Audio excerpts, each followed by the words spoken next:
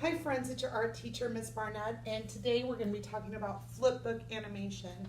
Flipbook animation is a very simple form of animation. We've been talking about Nickelodeons and moving pictures and cartoons for this lesson. So I'm going to show you how to take 5 index cards to start with and how we're going to capture motion by moving pictures. So it's very simple. All you'll need is 5 index cards. You might want extra to add to your flipbook animation as you figure out this process. You'll want a pencil to sketch and then markers or crayons to color in your illustration and your moving pictures. So we've talked about Edvard Muybridge and his dogs and horses, and I want you to think about something that moves. So it could be a person, it could be an object, or a car, or it could be an animal. So get that in your brain. Excellent. Now that you've thought about an object that moves or something that moves, I want you to think about how it moves, the nature of its movement. Does it move fast? Does it move slow? Does it bounce or does it roll? So once you've thought about that, we're going to get out our cards and I'm going to show you how to create your very own flipbook animation. Let's get started. Okay guys, so I'm going to start with my first picture, the very beginning, and I think I'm going to illustrate a boat. So I'm going to draw some water, and I'm going to draw a boat. These don't have to be complicated drawings. In fact, it's better to start with not as complicated of a drawing to get the idea down, and then we can move on to more complicated ideas. And let's put a little sun in the sky. So this is my beginning picture. I can add more details later. So we're going to start here, and then I'm going to think about where do I want this boat to end up.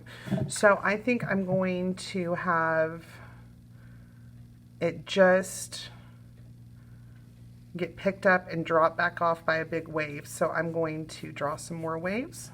This is at the end of the movement, and they're going to be way over here going out of the frame. Make sure it's actually in the water.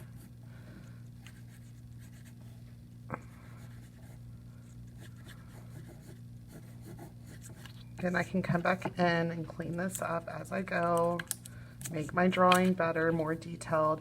And then the sun was over here before, so I'm going to put it over here like we've gone a really far distance, and the sun is out of frame. Maybe I want to add a little island way off in the distance. Some trees. And then here we'll put the island bigger, like we went closer to it, and on this side. Cool. So now I've got to figure out what is going to go in the middle here. What happened in the middle of the picture? So I think here I'm going to have a big rogue wave come in.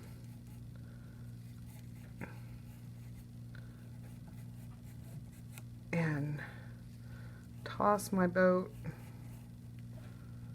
This will be my sail. Toss my boat up out of the water.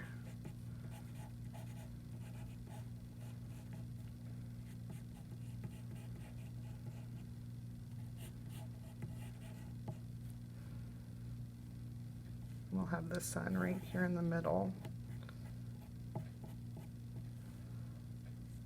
And my big island really close. My trees. So I've got the beginning, the middle, and the end. Now I need to figure out what's going to go into these next 2 middle spaces. So what needs to happen between here and here And I'm going to start speeding up the tape so you can watch. Here we go. Okay, now that I've added the first, the second, and the third moving picture, I'm going to move these out of the way. And I need to figure out what's going to go in between here, the being picked up by the wave, and then, ooh, we're away from the wave. So I'm going to speed up the tape and you can watch. Here we go. Okay, now that I've put in the fourth card in the sequence, I want to go back through and I want to check, does this all make sense with the motion? And I'll also want to correct any mistakes I might have made. Like this one, I want to have it looking like it's really bellowing out. The wind's really picked up that sail and is moving it big time.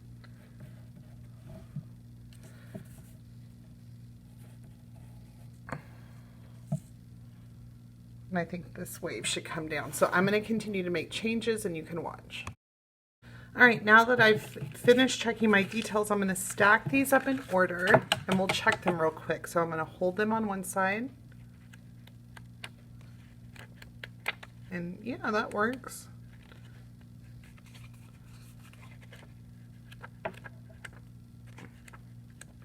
Now I could add more cards to this to make it not as jumpy. But I'm going to go ahead and color in my drawings and you can watch. Here we go.